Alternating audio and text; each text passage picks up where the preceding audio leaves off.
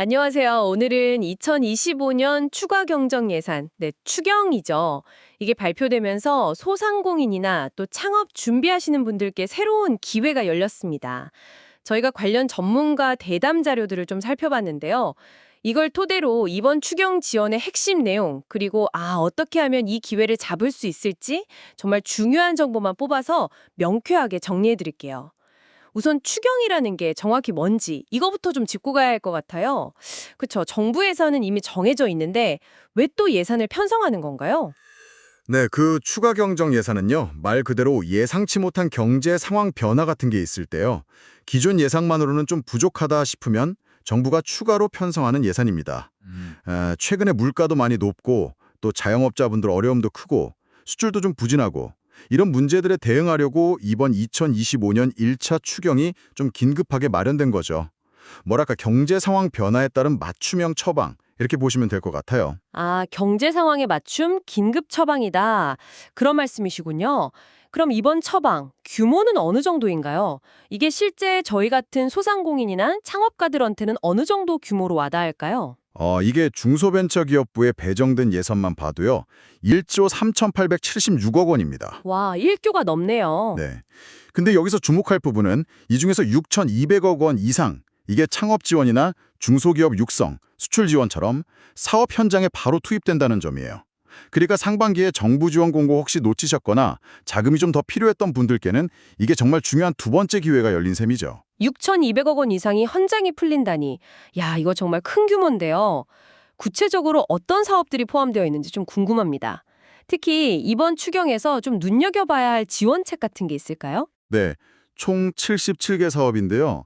이걸 크게 나눠보면 창업 지원 쪽이 한 44개, 기술개발 R&D가 25개, 그리고 수출이나 판로 지원이 8개 정도 됩니다. 근데 좀 흥미로운 점은요. 현장의 목소리를 반영한 새로운 시도들이 보인다는 거예요. 새로운 시도요? 예를 들면요? 네, 예를 들어서 그 AI 기술을 사업에 도입하거나 스마트 공장 구축하는 비용, 이걸 일부 지원하는 사업이 있어요.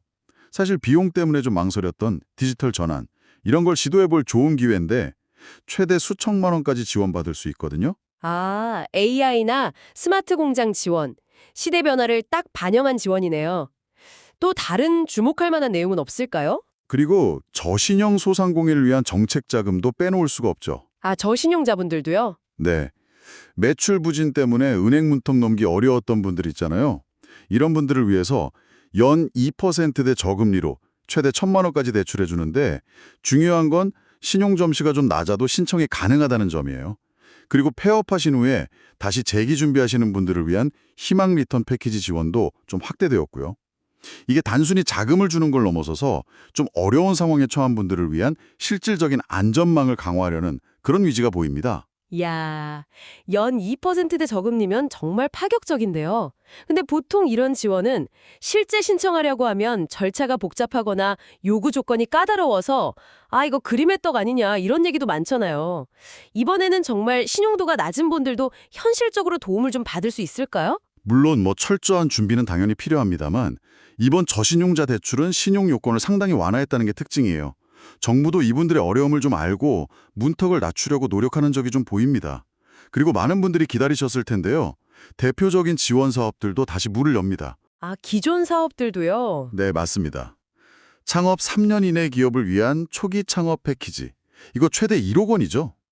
그리고 3년에서 7년 차 기업 대상인 창업 도약 패키지. 최대 3억 원. 또 기술 기반 스타트업을 위한 디딤돌 기술 개발. 이건 최대 4억 원까지 가고요. 해외 시장 뚫으려는 기업 위한 수출 바우처. 최대 5천만 원. 이런 것들이 추가 예산으로 다시 기회를 제공할 예정입니다. 각 패키지는 그냥 돈만 주는 게 아니라 멘토링이나 네트워킹 같은 거, 성장에 필요한 요소들을 종합적으로 지원하는 걸 목표로 하죠. 그렇군요. 정말 다양한 기회가 열리는 셈인데, 근데 가장 중요한 건 역시 타이밍이겠죠. 이 지원 사업들 공고는 언제쯤 나오고 또 어떻게 준비해야 할까요? 시간이 정말 얼마 없을 것 같은데요? 맞아요. 정확한 날짜는 아직 미정입니다. 근데 추경 사업은 정말 속도가 생명이에요. 보통 공고가 뜨고 나서 2주, 길어야 3주, 그 안에 마감되는 경우가 허다합니다. 그래서 아마 7월에서 8월 사이에 대부분 마감될 가능성이 높아요. 그러니까 사실상 지금부터 준비해야 합니다. 공고 뜨는 거 보고 시작하면 늦습니다. 네, 2, 3주요. 와, 정말 시간이 없네요. 그럼 지금 당장 뭘 해야 할까요? 그냥 발만 동동 구르고 있을 순 없잖아요. 핵심은 역시 사업계획서입니다. 사업 계획서요? 네.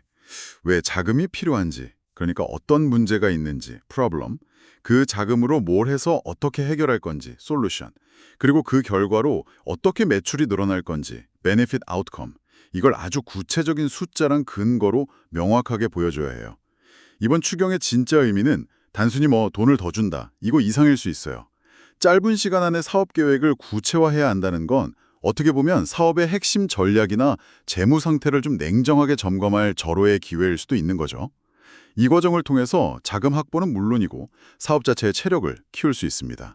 상반기에 좀 준비가 미흡했다면 이번엔 정말 제대로 준비해야 합니다. 네. 오늘 2025년 추경 예산이 소상공인과 창업기업에게 어떤 기회를 주는지 자세히 살펴봤습니다.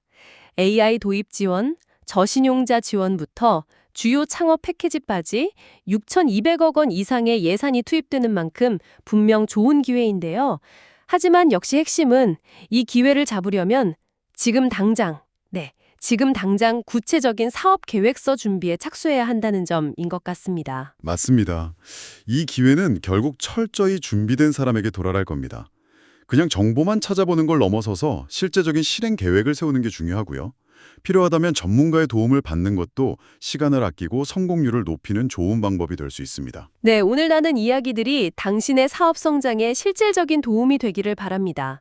마지막으로 한 가지 질문을 던져보면서 마무리할까 하는데요.